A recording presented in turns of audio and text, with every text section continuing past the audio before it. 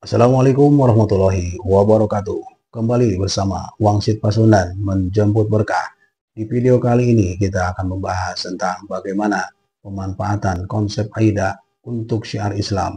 Namun sebelum kepada pembahasan, kami akan menjelaskan tentang apa itu AIDA.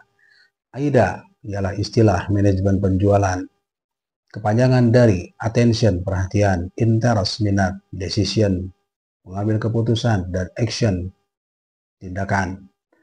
AIDA merupakan sebuah tahapan atau proses yang dialami oleh seorang pembeli dari mulai ketidakpedulian terhadap suatu produk sampai tindakannya membeli produk itu. Menurut konsep AIDA, seorang salesman dituntut untuk proaktif, artinya ia tidak boleh menunggu seseorang agar dengan rela mengeluarkan uangnya untuk membeli produk yang dipasarkannya. Seorang salesman harus selalu berusaha menjadi perhatian calon pembeli agar timbul minatnya untuk membeli produk yang dijualnya. Kemudian setelah itu, membantunya mengambil keputusan agar ia rela mengeluarkan uangnya. Seorang muslim harus dapat melakukan peran yang mirip dengan seorang salesman dalam menjalankan syiar Islam. Target marketnya adalah kaum non-muslim yang berada di sekitarnya, agar mereka mau menjadi seorang muslim yang sejati, memahami dan mempelajari Al-Quran serta hadis Nabi SAW secara benar. Paling tidak, mereka tidak memandang bahwa ajaran Islam adalah ajaran yang ekstrim dan menakutkan. Bagaimana pemanfaatan konsep AIDA untuk syiar Islam? Mari kita jajaki satu persatu. Yang pertama adalah attention, yang dapat menimbulkan daya tarik pada diri seorang muslim adalah kepribadian dan sikapnya dalam kehidupan sehari-hari, yaitu dalam melaksanakan hubungan horizontal atau hablum minanas dan hubungan vertikal hablum minallah. Seorang yang secara lahiriah selalu tampil ceria, bersemangat, berpakaian serasi dan rapi, maka akan lebih mudah menjadi perhatian orang di sekitarnya. Apalagi bila ia selalu tampil percaya diri, tenang, sabar, kreatif, rajin, bersahabat, toleran, selalu menghargai pendapat dan peran orang lain, dan selalu menganjurkan pada hal-hal yang positif. Maka bila ada seorang muslim yang memiliki sifat demikian, akan lebih mudah menjadi perhatian orang di lingkungannya. Demikianlah apa yang dilakukan oleh Nabi Muhammad SAW tanpa dipaksa.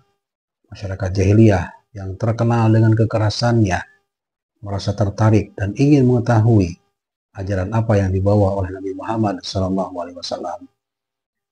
Yang kedua adalah interest, melihat pribadi atau sikap yang menarik pada diri seorang muslim.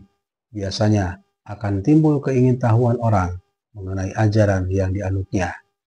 Pertanyaan-pertanyaan yang diajukan mereka menunjukkan bukti adanya minat terhadap ajaran Islam. Tahapan interest ini merupakan tahapan yang sangat penting dan harus dimanfaatkan sebaik-baiknya, sekaligus untuk meluruskan kesalahan persepsi mereka mengenai ajaran Islam dan sekaligus membangun citra positif tentang ajaran Islam. Serulah manusia ke jalan Robmu dengan bijaksana dan pelajaran yang baik, dan bantahlah mereka dengan cara-cara yang terbaik. Quran Surah An-Nahl ayat 125. Yang ketiga adalah decision. Keputusan apa yang diharapkan dari target market? Ada beberapa pilihan alternatif, yaitu pertama, mereka tidak menghujat Islam. Kedua, mereka bersimpati pada Islam walaupun tetap teguh pada agamanya. Yang ketiga, mereka menjadi muslim yang benar. Yang sangat penting dalam tahapan ini, seorang muslim harus secara aktif tanpa memaksa membantu target market memilihkan salah satu alternatif di atas, yaitu dengan berusaha semaksimal mungkin menyampaikan ajaran Islam sebagaimana yang tertuang dalam Al-Quran dan Sunnah Rasulullah SAW. penyampaian tanpa paksaan ini disebutkan dalam Al-Quran, Surah Al-Kahfi ayat ke-29, yang artinya, katakanlah, kebenaran itu datang dari Robmu.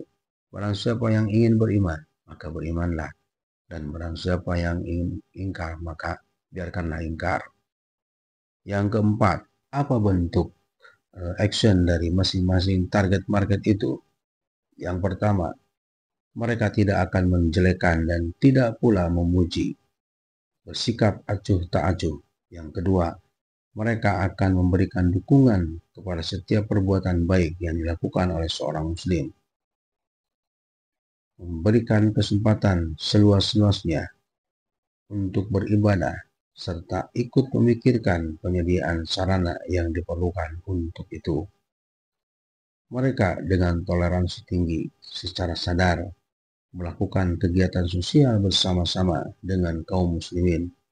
Yang terakhir inilah yang paling kita harapkan. Mereka akan berikrar mengucapkan kalimat syahadat. Kalaupun ternyata tidak berhasil mengajak mereka, maka hendaknya kita tingkatkan kesabaran dan mulai lagi mencari celah untuk mempromosikan Islam. Sahabat rahimakumullah, mempromosikan Islam bukan hanya sebatas dengan lisan atau dengan perkataan, melainkan dengan sikap dan perbuatan, karena realitas lebih berbekas dibandingkan ucapan. Tabiat manusia lebih terpengaruh oleh apa yang dilihat ketimbang mengikuti apa yang diucapkan. Wallahu a'lam.